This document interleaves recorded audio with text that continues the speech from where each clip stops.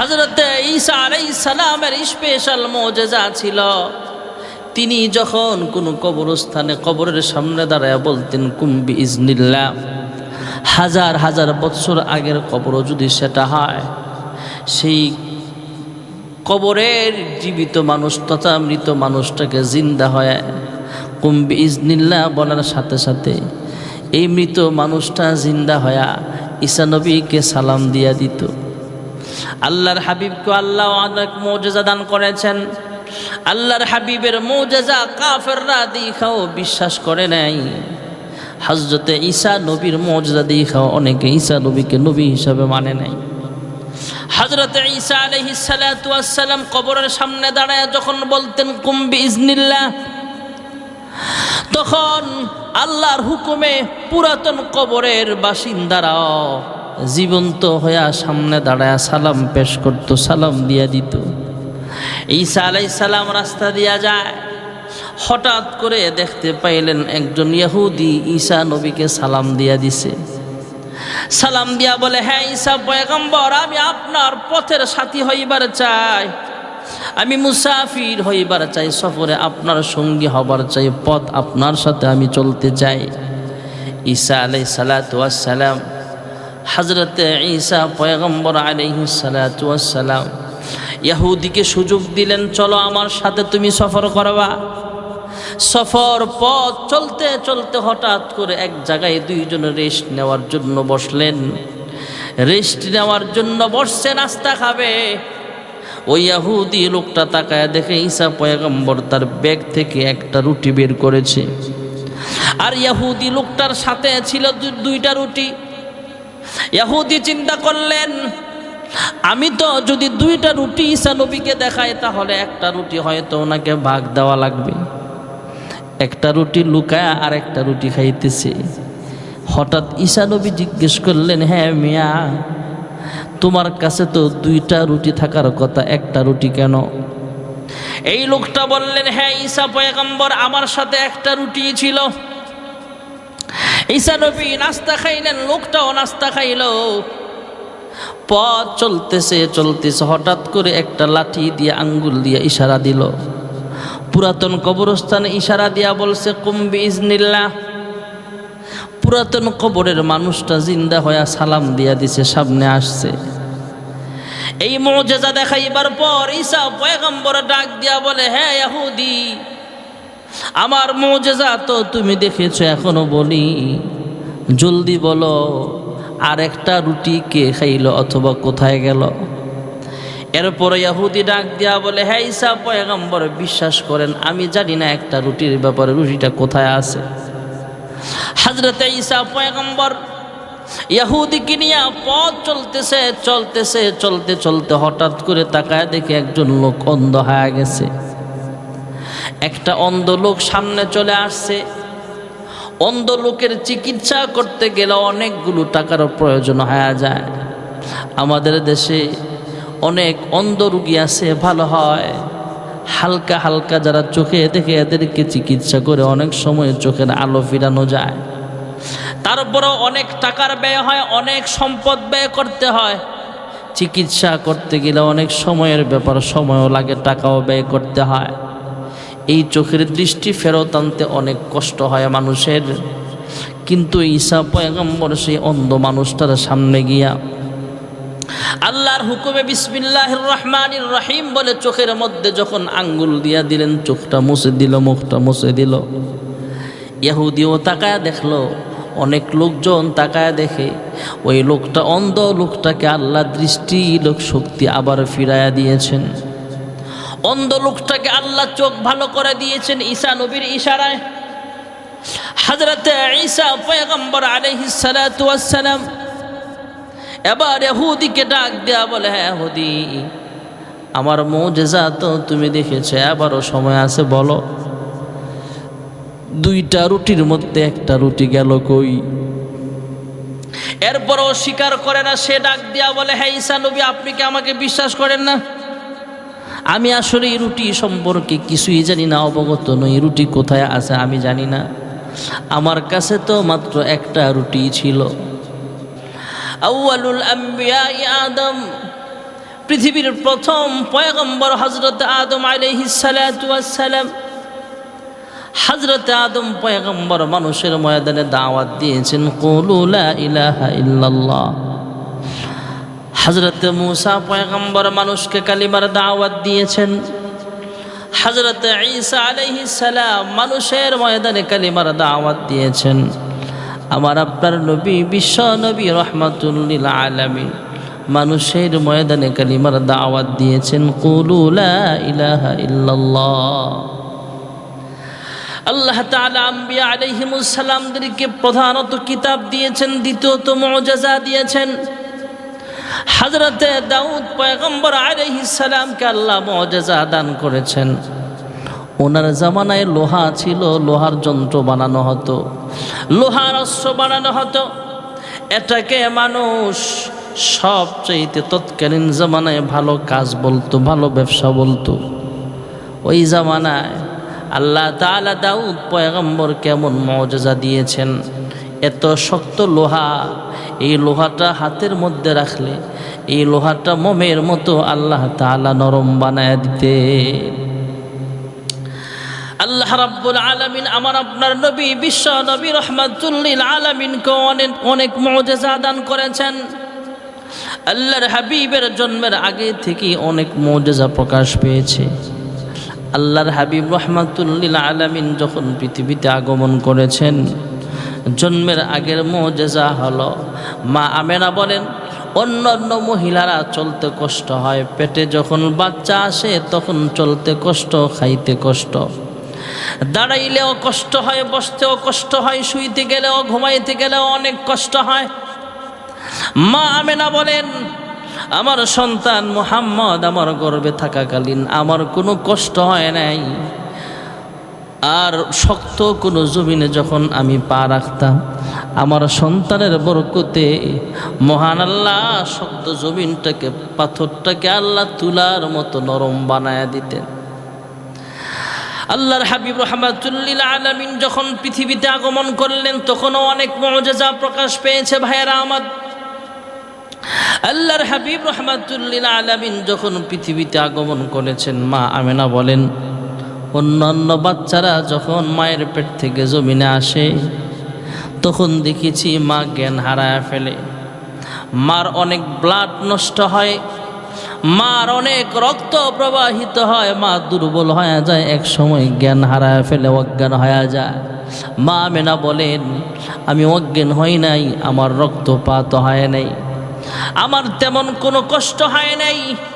আমি তাকায়া দেখি আমার সন্তান মুহাম্মদ ইবনে আব্দুল্লাহকে মহান আল্লাহ তাআলা মায়ের পেটে থেকে নার কাটা অবস্থায় জমিনে পাঠিয়েছেন।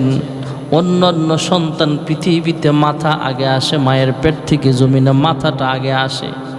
আর আমার সন্তান মুহাম্মদ ইবনে আব্দুল্লাহ দুইটা পা মুবারক আল্লাহ জমিনে আগে পাঠাইছেন। অন্যান্য সন্তান কাপড় ছাড়া বস্ত্রহীন অবস্থায় আল্লাহ তাআলা জমিনে পাঠায়, আর আমার সন্তান মুহাম্মদ ইবনে আব্দুল্লাহকে আল্লাহ জান্নাতি পোশাক পরায় তারপরে জমিনে পাঠিয়েছেন।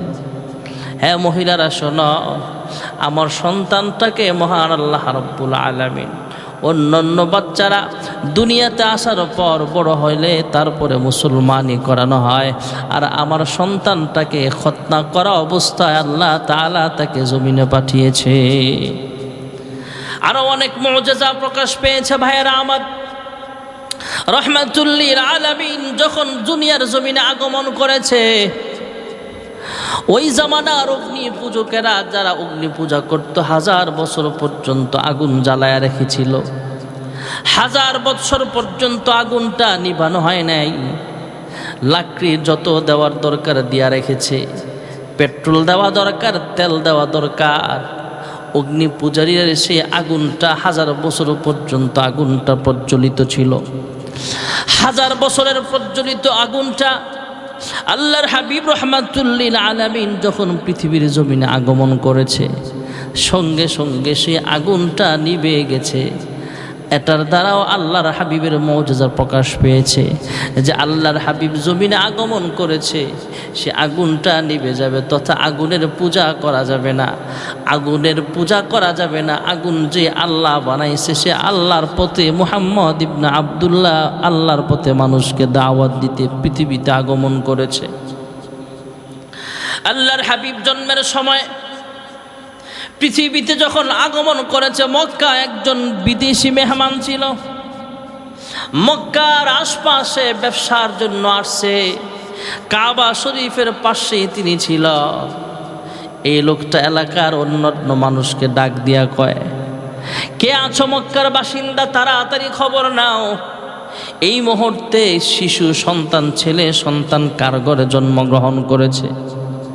খবর নিয়ে জানতে পাইলেন খাজা আব্দুল মুত্তালিবের নাতি মুহাম্মদ ইবনে আব্দুল্লাহ জমিনে আগমন করেছে। অন্য লোকেরা জিজ্ঞেস করে, কি ব্যাপার, তুমি এই কথা জিজ্ঞেস করলা কেন?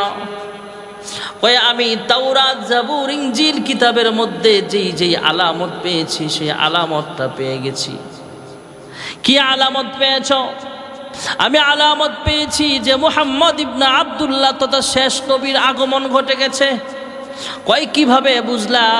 কয়, আমি তাকায় দেখি আসমানের চন্দ্র সূর্য সেজদা করতেছে নিচের দিকে। চন্দ্র সূর্য শেষ নবীকে সম্মান জানাচ্ছে। এটা জাবুর কিতাবেও আছে, তাওরাতে আছে, ইনজিল শরীফেও আছে। আর কি দেখেছ? আমি তাকায় দেখি কাবা শরীফে 360টা মূর্তির পূজা মানুষ করত। এই 360টা মূর্তি কাবা ঘরের ভিতরে মানুষ একত্রিত করেছে। মানুষ কত জাহেল হয়ে গিয়েছিল তৎকালীন জামানার মানুষগুলা। কাবা শরীফের সামনে তাকায়া দেখে আল্লাহর হাবিব জন্ম হওয়ার সাথে সাথে সবগুলো মূর্তি সেজদায় পড়ে গেছে। এর দ্বারাও আল্লাহর হাবিবের মুজিজা প্রকাশ পেয়েছে, আগমন হয়েছে, এটার বাস্তবতাও প্রমাণ হয়েছে। ইনজিল শরীফে যেইভাবে লেখা আছে, সব এই পাদ্রী ডাক দিয়া বলে শেষ নবীর আগমন ঘটে গেছে। আলামতগুলো আমি কাবার সামনে দাঁড়ায় উপলব্ধি করলাম, দেখতে পাইলাম। যে আলামত প্রকাশ পেয়ে গেছে, তথা শেষ পয়গম্বরের জন্ম হয়েছে। ভাইয়ারা আমার, আল্লাহর হাবিব যখন আস্তে আস্তে বড় হয়, মা আমেনা বলেন অনেক মুজিজা ছোট্ট সময় আল্লাহর হাবিবের প্রকাশ পেয়েছিল। ভাইয়ারা আমার, আল্লাহর হাবিবের বয়স যখন 5 থেকে 6 বছর, একদিন মা আমেনার কাছে যা বলে, মা, সন্ধ্যাবেলা আমার খেলার সাথীদেরকে কোলে নিয়ে তার বাবা এখানে যায় সেখানে যায়, আমার আব্বা কই? আমার আব্বার কোলে উঠতে আমারও তো মনটা কান্দে। উম্মে আইমান দাসীকে দিয়ে এবার খাজা আব্দুল মুত্তালিবের কানে যখন খবর পৌঁছানো হলো, উম্মে আইমান দাসীকে সঙ্গে দিয়া মা আমেনাকে পাঠায়া দিলেন, যাও মুহাম্মদকে আব্দুল্লাহর কবরের সামনে দাঁড় করায় দিবা। সেই সফরে মা আমেনা অসুস্থ অবস্থায় তিনিও দুনিয়া থেকে বিদায় হয়ে গিয়েছে। ভাইয়েরা আমার, বন্ধুরা আমার, এইভাবে আল্লাহর হাবিবের মুজিজা প্রকাশ পাবে। ছোট্টবেলায় অনেক মুজিজা প্রকাশ পেয়েছে।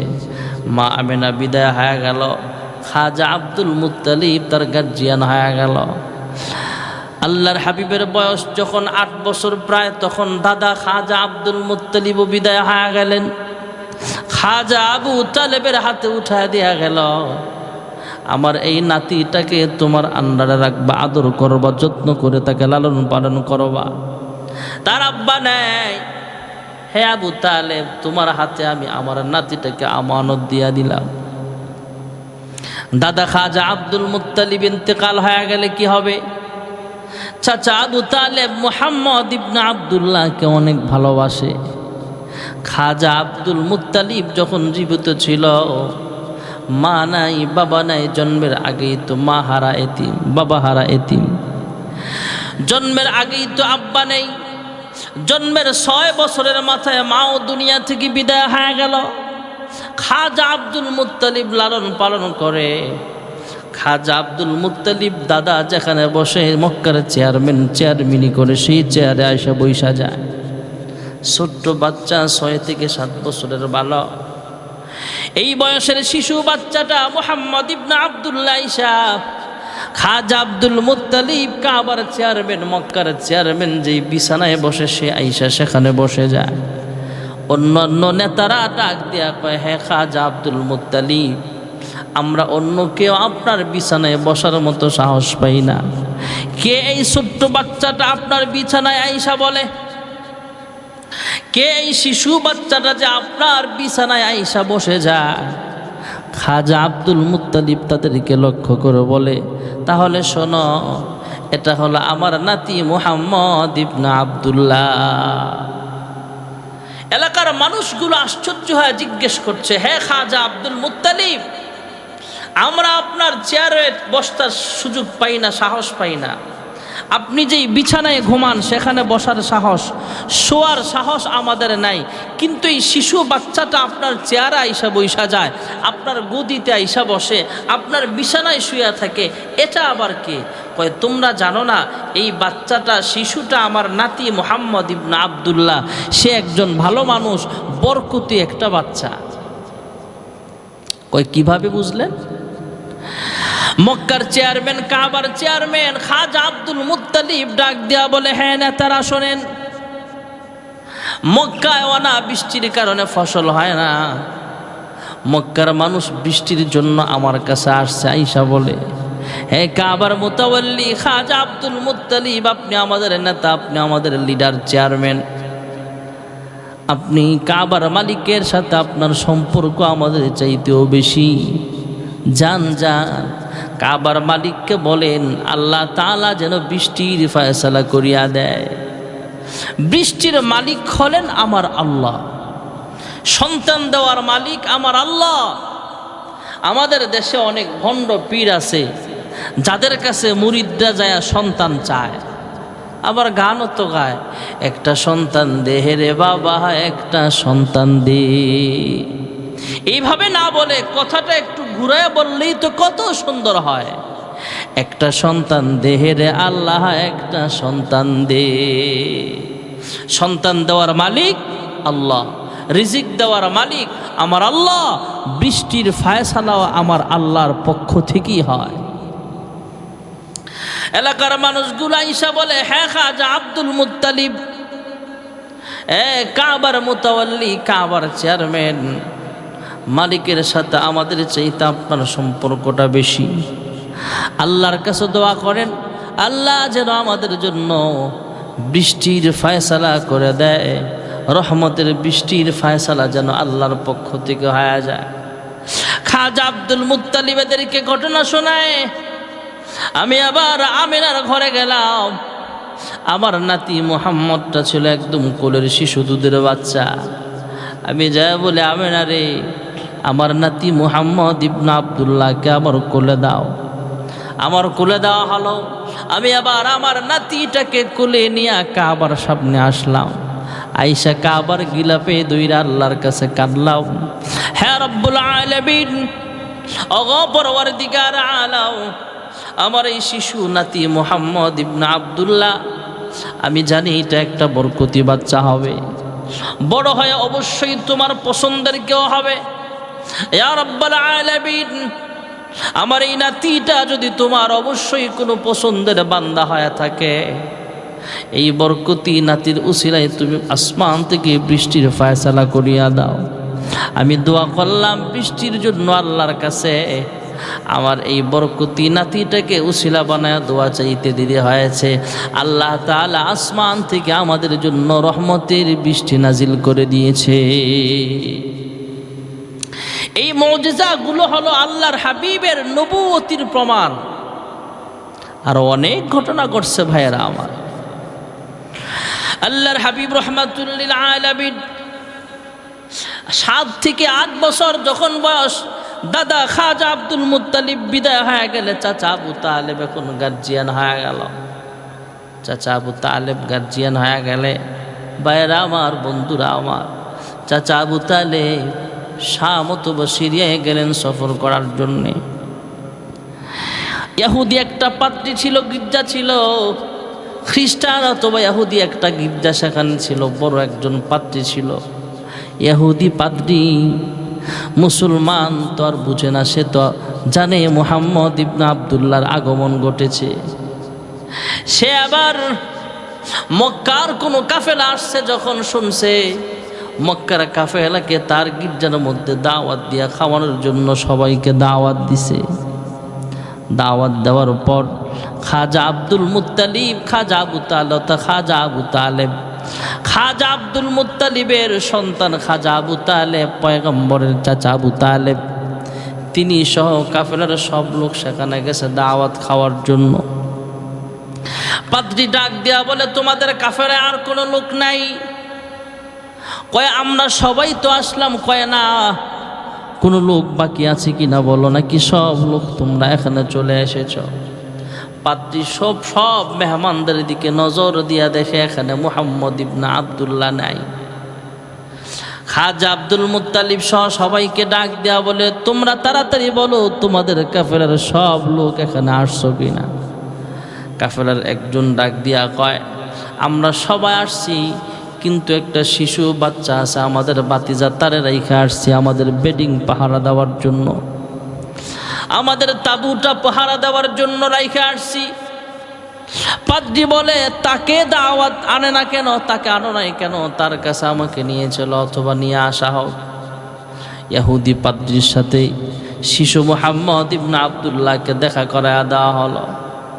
এবার পাদ্রী খাজা আবু তালেবকে ডাক দেয়া বলে, হ্যাঁ আবু তালেব, আপনার ভাতিজাকে আপনার দেশে নিয়ে তাড়াতাড়ি রওনা হয়ে যান, জলদি যান, কারণ তাকে পাইলে কিন্তু হত্যার ষড়যন্ত্র করা হবে। আমি তাওরাতে পড়েছি, ইনজিলে পড়েছি, শেষ নবী মুহাম্মদ ইবনে আব্দুল্লাহ 7 থেকে 8 বছর যখন বয়স হয়ে যাবে তখন এই দেশে সিরিয়ায় আসবে সফরে। শাম অথবা সিরিয়ায় সফর করবে ব্যবসায়িক কাফেলা নিয়ে। আর আমার গির্জার পাশেই তার একটা তাঁবু গাড়া হবে। আমি তার চেহারার দিকে দেখেছি। তাওরাত জবর ইনজিলে যেইভাবে নিদর্শন বলা হয়েছে, আপনার বাতিজার নিশানা কিন্তু তার সাথে মিলে গেছে, তাড়াতাড়ি নিয়ে যান। এই ইহুদিও খাজা আবু তালেবকে জানায়া দিছে, আপনার ভাতিজাকে জলদি করে মক্কাতুল মুকাররমায় ফেরত নিয়ে যান। আল্লাহর হাবিবের অনেক মুজিজা প্রকাশ পেয়েছে এমনই ভাবে ভাইয়েরা আমার। আল্লাহর হাবিব রাহমাতুল লিল আলামিন যখন নবুয়তি পাইলেন, নবুয়তি পাওয়ার পর আনুষ্ঠানিকভাবে গার হেরায় যখন কোরআন নাজিল হয়েছে, আল্লাহর হাবিব রাহমাতুল লিল আলামিন আম্মা জান খাদিজাতুল কুবরা রাদিয়াল্লাহু আনহাকে কালিমার দাওয়াত দিলেন। আম্মা জান খাদিজা কালিমা পড়ে মুসলমান হয়ে গেলেন। হযরত আবু বকর সিদ্দিককে কালিমার দাওয়াত দিলেন। হযরত আবু বকর বললেন, আমি বিশ্বাস করি হ্যাঁ আপনি পয়গম্বর, তবে মানুষ যদি প্রমাণ চায় তাহলে আপনি কি প্রমাণ দিবেন? ইয়া রাসূলুল্লাহ, হে আমার সাথী মুহাম্মদ ইবনে আব্দুল্লাহ, আমি বিশ্বাস করি আপনাকে, কিন্তু তারপরও জানতে চাই আপনি যে নবী হয়েছেন কিভাবে আমরা বুঝবো?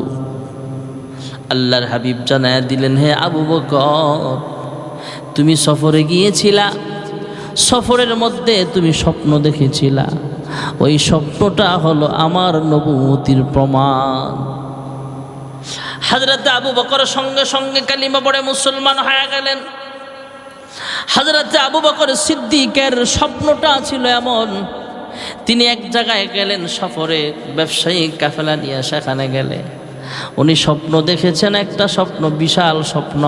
এই স্বপ্নটা একটা পাদ্রীর কাছে যখন উপস্থাপন করলেন, এই স্বপ্নের ব্যাখ্যা পাদ্রী ডাক দিয়া বলে, হে আবু বকর, এই স্বপ্নের ব্যাখ্যা হলো শেষ নবীর আগমন ঘটে গেছে, শেষ পয়গম্বর পৃথিবীতে আগমন করেছে, তুমি হবা সবচাইতে কাছের সাহাবী।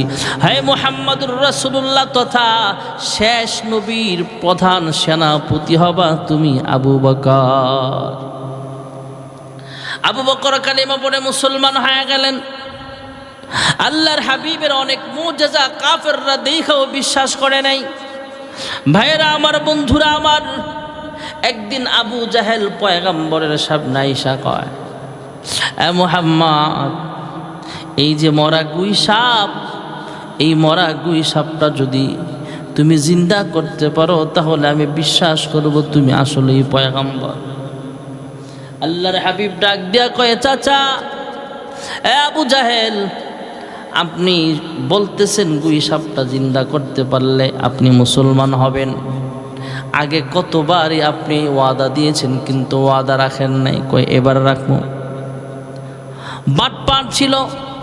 আবু জাহেল ডাক দেয়া বলে, হ্যাঁ মুহাম্মদ, তুমি যদি এই গুই সাপটা, মরা গুই সাপটা জিন্দা করতে পারো তাহলে মুসলমান হয়ে যাব। আল্লাহর হাবিব বলে, চাচা শুধু জিন্দা নয়, জিন্দা হইয়া যদি মানুষের মতো কালিমা পড়ে শাহাদাত পড়ে আমি পয়গম্বর সাক্ষ্য দেয় তাহলে বিশ্বাস করবে কিনা? আবু জাহেল বলে, তাহলে তো আরো ভালো হয়। আল্লাহর হাবিব আঙ্গুলের ইশারায় জানায়া দিলেন। এইভাবে জানানোর পর আল্লাহর হাবিব রহমাতুল্লিল আলামিন যখন ইশারা দিলেন, এবার গুই সাপটা জিন্দা হয়ে গেল আল্লাহর হুকুমে। জিন্দা হয়া মানুষের সামনে এইভাবে আওয়াজ দিয়ে বলতেছে, আশহাদু আল্লা ইলাহা ইল্লাল্লাহ ওয়া আশহাদু আন্না মুহাম্মাদান আবদুহু ওয়া রাসূলুহু। অনেক মুজিজা ছিল আল্লাহর হাবিবের। এই মুজিজা সরাসরি দেখাও আবু জাহেলের কপালে কালিমা নসিব হয় নাই। ভাইয়েরা আমার, খতামাল্লাহু আলা কুলুবিহিম, আল্লাহ তাআলা তার কলবে শিল সাপ্পর মেরে দিয়েছে, সে কালিমা পড়ে মুসলমান হয় না। পৃথিবীতে অনেক মানুষ এমন আছে ভাইয়েরা আমার, যেই মানুষটা সরাসরি অনেক মুজিজা দেখার পরেও কালিমা পড়ে মুসলমান হয় নাই, নসিবে কালিমা নাই। ভাইয়েরা আমার, বন্ধুরা আমার, আল্লাহর হাবিব রহমাতুল্লিল আলামিন অনেক মুজিজা দেখিয়েছেন। আবু জাহেল স্বচক্ষে দেখাও কালিমা পড়ে মুসলমান হয় নাই। আল্লাহ রাব্বুল আলামিন সমস্ত পয়গম্বরদেরকে মুজিজা দান করেছেন, কিছু না কিছু দান করেছেন। হযরত ঈসা আলাইহিস সালামের স্পেশাল মুজিজা ছিল, তিনি যখন কোনো কবরস্থানে কবরের সামনে দাঁড়ায় বলতেন কুম বিইজনিল্লাহ। হাজার হাজার বছর আগের কবরও যদি সেটা হয়, সেই কবরের জীবিত মানুষ তথা মৃত মানুষটাকে জিন্দা হয় কুম বিইজনিল্লাহ বলার সাথে সাথে এই মৃত মানুষটা জিন্দা হয়া ঈসা নবীকে সালাম দিয়া দিত। আল্লাহর হাবিবকে আল্লাহ অনেক মুজিজা দান করেছেন। আল্লাহর হাবিবের মুজিজা কাফেররা দেখাও বিশ্বাস করে নাই। হযরতে ঈসা নবীর মুজিজা দেখাও অনেকে ঈসা নবীকে নবী হিসাবে মানে নাই।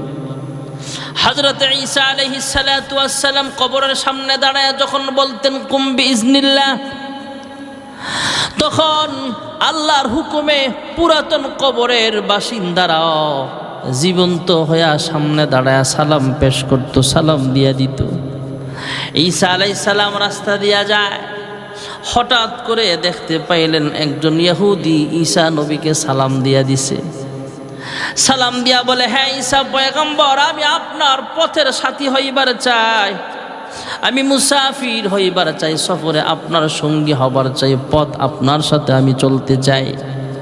ঈসা আলাইহিস সালাতু ওয়াস সালাম, হযরতে ঈসা পয়গম্বর আলাইহিস সালাতু ওয়াস সালাম ইহুদিকে সুযোগ দিলেন, চলো আমার সাথে তুমি সফর করবা। সফর পথ চলতে চলতে হঠাৎ করে এক জায়গায় দুইজন রেস্ট নেওয়ার জন্য বসলেন। রেস্ট নেওয়ার জন্য বসছে, নাস্তা খাবে। ওই ইহুদি লোকটা তাকায় দেখে ঈসা পয়গম্বর তার ব্যাগ থেকে একটা রুটি বের করেছে, আর ইহুদি লোকটার সাথে ছিল দুইটা রুটি। ইহুদি চিন্তা করলেন, আমি তো যদি দুইটা রুটি ঈসা নবীকে দেখাই তাহলে একটা রুটি হয়তো ওনাকে ভাগ দেওয়া লাগবে। একটা রুটি লুকায় আর একটা রুটি খাইতেছে। হঠাৎ ঈসা নবী জিজ্ঞেস করলেন, হ্যাঁ মিয়া, তোমার কাছে তো দুইটা রুটি থাকার কথা, একটা রুটি কেন? এই লোকটা বললেন, হ্যাঁ ঈসা পয়গম্বর, আমার সাথে একটা রুটি ছিল। ঈসা নবী নাস্তা খাইলেন, লোকটাও নাস্তা খাইল। পথ চলতেছে চলতেছে হঠাৎ করে একটা লাঠি দিয়ে আঙ্গুল দিয়ে ইশারা দিল। পুরাতন কবরস্থানে ইশারা দিয়া বলছে কুম বিইজনিল্লাহ। পুরাতন কবরের মানুষটা জিন্দা হয়ে সালাম দিয়া দিছে, সামনে আসছে। এই মুজিজা দেখাইবার পর ঈসা পয়গম্বর ডাক দিয়া বলে, হ্যাঁ ইহুদি, আমার মুজিজা তো তুমি দেখেছো, এখনো বলি, জলদি বলো আর একটা রুটি কে খাইলো অথবা কোথায় গেল? এরপরে ইহুদি ডাক দিয়া বলে, হ্যাঁ ঈসা পয়গম্বর, বিশ্বাস করেন আমি জানি না একটা রুটির ব্যাপারে, রুটিটা কোথায় আছে। হযরতে ঈসা পয়গম্বর ইহুদিকে নিয়ে পথ চলতেছে, চলতে চলতে হঠাৎ করে তাকায় দেখে একজন লোক অন্ধ হয়ে গেছে। একটা অন্ধ লোক সামনে চলে আসছে। অন্ধ লোকের চিকিৎসা করতে গেলে অনেকগুলো টাকার প্রয়োজন হয়ে যায়। আমাদের দেশে অনেক অন্ধ রোগী আছে, ভালো হয় হালকা হালকা যারা চোখে দেখে এদেরকে চিকিৎসা করে অনেক সময় চোখের আলো ফিরানো যায়। তারপরেও অনেক টাকার ব্যয় হয়, অনেক সম্পদ ব্যয় করতে হয়। চিকিৎসা করতে গেলে অনেক সময়ের ব্যাপার, সময়ও লাগে, টাকাও ব্যয় করতে হয়। এই চোখের দৃষ্টি ফেরত আনতে অনেক কষ্ট হয় মানুষের। কিন্তু ঈসা পয়গম্বর সেই অন্ধ মানুষটার সামনে গিয়া আল্লাহর হুকুমে বিসমিল্লাহির রহমানির রহিম বলে চোখের মধ্যে যখন আঙ্গুল দিয়া দিলেন, চোখটা মুছে দিল, মুখটা মুছে দিল। ইহুদিও তাকায়া দেখলো, অনেক লোকজন তাকায়া দেখে ওই লোকটা অন্ধ লোকটাকে আল্লাহ দৃষ্টি লোক শক্তি আবার ফিরাইয়া দিয়েছেন। অন্ধ লোকটাকে আল্লাহ চোখ ভালো করে দিয়েছেন ঈসা নবীর ইশারায়। হযরতে ঈসা পয়গম্বর আলাইহিস সালাতু ওয়াস সালাম এবার ইহুদিকে ডাক দেয়া বলে, হ্যাঁ ইহুদি, আমার মুজিজা তো তুমি দেখেছো, এবারও সময় আছে, বলো দুইটা রুটির মধ্যে একটা রুটি গেল কই? এরপরও স্বীকার করে না। সে ডাক দেয়া বলে, হ্যাঁ ঈসা নবী, আপনি কি আমাকে বিশ্বাস করেন না? আমি আসলে এই রুটি সম্পর্কে কিছুই জানি না, অবগত নই। রুটি কোথায় আছে আমি জানি না, আমার কাছে তো মাত্র একটা রুটি ছিল। হযরতে ঈসা পয়গম্বর পথ চলতে চলতে আর একটু সামনে যায়, ওই ইহুদিও সামনে আছেন। ঈসা পয়গম্বর একটা হরিণ ধরলেন।